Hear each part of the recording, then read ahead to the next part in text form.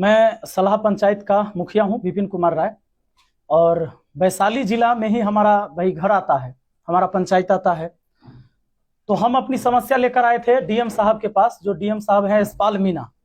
तो इनका जो रवैया है ये अच्छा नहीं था। और जब हम अपनी समस्या लेकर आए थे एक पंचायत का, चूंकि पंचायत सरकार भवन बनना था, वहां पर अतिक्रमण किए हुए कुछ लोग हैं जमीन को, जिसको सीओ के द्वारा और बीडीओ के द्वारा और एसडीओ के द्वारा खाली भी करवाया गया।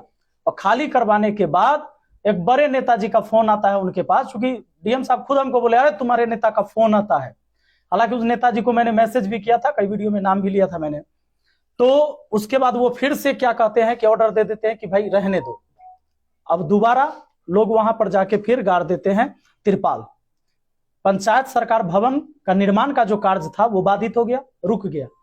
इसी के लिए मैं एक आवेदन लेकर डीएम साहब के पास आया था कि सर वो एक कार्य हो रहा था मेरे पंचायत में, वो क्यों रुक गया। तो डीएम साहब का जो तरीका था हमसे मिलने का, वो तरीका अच्छा नहीं था। जैसे ही हम अंदर प्रवेश किए थे तो पहले तो हम गए तो बोले, प्रणाम सर, भाई कोई अधिकारी है, हम लोग का एक संस्कार में भी बनता है। तो उन्होंने कुछ बोला नहीं। हाँ, कौन हो तुम? उनका शब्द पहला निकलता है, कौन हो तुम? बोले कि सर हम सलाह पंचायत के मुखिया है, विपिन कुमार राय नाम हुआ हमारा। हाँ, क्या बात है? मैंने बोला कि सर हमको पंचायत सरकार भवन निर्माण के संबंध में बात करना है आपसे।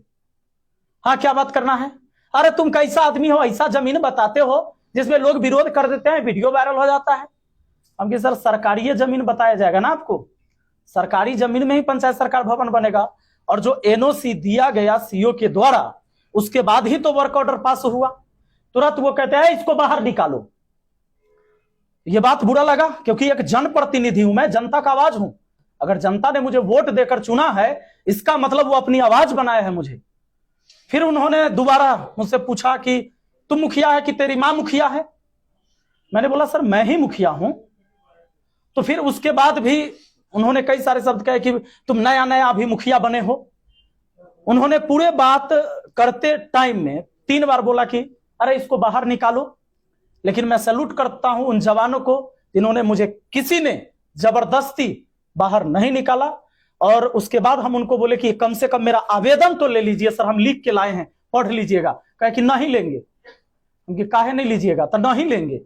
तो फिर हम चले आए, हम बोले कि थैंक यू, धन्यवाद।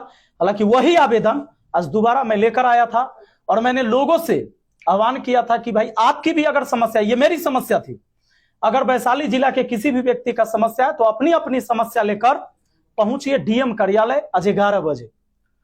हजारों लोग आए यहां पर। जब हजारों लोग आए, बहुत सारे पुलिस प्रशासन की व्यवस्था भी थी, अच्छी बात है। मैं भी चाहता था कि कानून की धज्जियां न उड़े, जो सारी चीजें हो वो संवैधानिक तरीके से हो, और व्यवस्थाएं पूरा दुरुस्त था प्रशासन की। वहां पर बहुत सारे लोग पहुंचे, सब अपना अपना आवेदन लेके। हालांकि डीएम साहब गायब हो गए। अब पता ना काहे गायब हो गए, अब तो वही जानेंगे, आप लोग जाके पूछिएगा। क्योंकि इससे पहले मुझे पता चला था, कुछ लोगों ने बताया कि वीसी हो रहा था और कहा गया कि 1:30 बजे से मिलेंगे लोगों से। बहुत सारे लोग आवेदन लेके जब गए थे तो कहे कि 1:30 बजे से मिलेंगे। तो हम भी तैयार थे, 11 बजे न गए, हम सोचे अब 1:30 बजे जाएंगे कि डीएम साहब मिले। लेकिन डीएम साहब हो गए गायब। तो अब मिले एसडीएम साहब। उन्होंने कहा कि सर आप अपनी समस्या मुझे बताइए और आपकी समस्या का समाधान हम करेंगे, इसकी जांच होगी, कार्रवाई होगी। तो मैंने उनको अपना समस्या बताया, अपना आवेदन दिया, उन्होंने आवेदन स्वीकार किया। और जितने भी लोग आए थे मैंने अपील भी किया कि भाई आप आवेदन दीजिए, चूंकि अब डीएम साहब तो गायब हैं, डीएम साहब है नहीं, तो आप उनको आवेदन दे सकते हैं।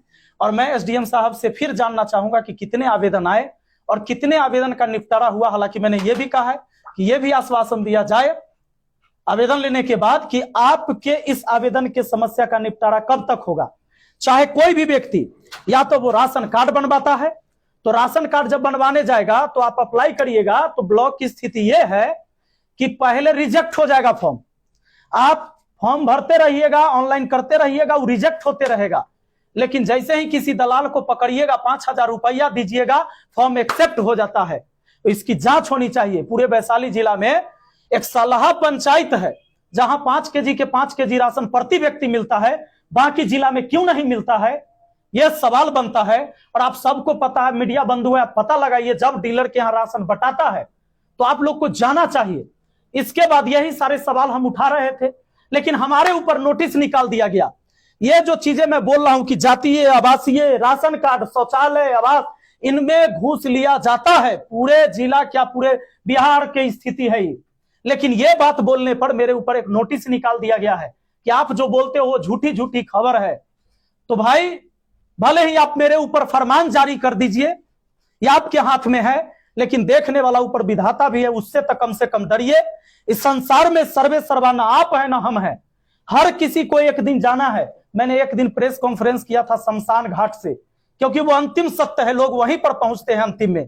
तो किसी को यह गुमान न रहे, चाहे वो मुखिया हो, विधायक हो, मंत्री हो, संतरी हो, अरे मिलना तो उसी मिट्टी में सबको है। राजा हो या रंक, सभी का अंत एक सा हो। फिर किस बात का गुमान और किस पद का गुमान।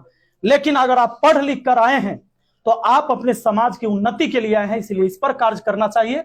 और देखते हैं अगर कोई समस्या होती है तो फिर हम डीएम कार्यालय आएंगे, और कोई भी व्यक्ति का समस्या होगा तो मैं एक नंबर भी जारी करूंगा कि डीएम कार्यालय में, हालांकि अब आश्वासन दिया गया एसडीएम साहब के द्वारा कि कोई भी व्यक्ति कभी भी आएगा तो उनकी बातों को सुना जाएगा, आवेदन लिया जाएगा। और यह भी कहा गया है, हमने ये भी कहा था कि जब भी कोई आए तो आप पहले उसको बैठाइएगा और तब पूछिएगा कि क्यों आना पड़े, क्यों आना पड़ा है आपको। तो बताइए, झूठा झूठा आरोप लगा देगा तो हम लीगल तरीका से न जाएंगे। हम तो पहले कह दिए कि हम बंदूक वाला मुखिया नहीं है, कलम वाला मुखिया है, और संविधान की ताकत है हमको आपको। ये जो सारी स्वतंत्रता बोलने की, ये संविधान के वजह से। अगर ये संविधान नहीं होता तो कोई भी एससी एसटी गरीब का बच्चा आज डीएम नहीं होता और एसडीएम नहीं बनता। ये संविधान की ताकत है, और उसी ताकत के वजह से आज किसी को सैलरी मिलती है। तो हम तो गए थे भाई, हम लीगल तरीके से ही गए थे। खान सर का भी इन्वॉल्व इस मामले में हुआ था भाई, सिर्फ खान सर नहीं, जितने भी शिक्षित और समझदार लोग हैं उन सबका समर्थन था। जो भी समझदार लोग हो, वो पढ़े लिखे हैं या नहीं है, उन्होंने एक अक्षर पढ़ाई नहीं किया हो, उन लोगों का भी समर्थन था। वो भी वहां पर आए थे अपना आवेदन लेके, और ये दिखाने की अगर आप एक आवेदन नहीं एक्सेप्ट करेंगे तो समस्या देख लीजिए। और मैं डीएम साहब को फिर से कहना चाहूंगा कि एक दिन की इतनी समस्या है, अब जरा सोचिए कि अगर इतनी समस्या क्या आप डेली निपटारा करेंगे तभी वैशाली जिला का विकास होगा। आप कहते हैं कि हम इंदौर बना देंगे हाजीपुर को। कुछ दिन पहले आपने डस्टबिन वाला सिस्टम लाया था। अभी लोहिया स्वच्छ मिशन अभियान के तहत हर पंचायत को स्वच्छ बनाना है, और डीएम साहब ने खुद कहा कि हमें इंदौर बनाना है। आप बताइए, ये जो पॉपुलेशन तो बढ़ ही रहा है, छोड़िए पोल्यूशन, जो एयर इंडेक्स क्वालिटी आप देखिए, पटना से बेकार हो गया हाजीपुर का, कैसे आप इंदौर बना दीजिएगा? क्या मॉडल है आपका? इस पर बात करना चाहिए। आवेदन पर कार्रवाई करनी होती तो फिर आगे क्या तो फिर आगे के बात होगा, फिर जी बड़ा आंदोलन होगा।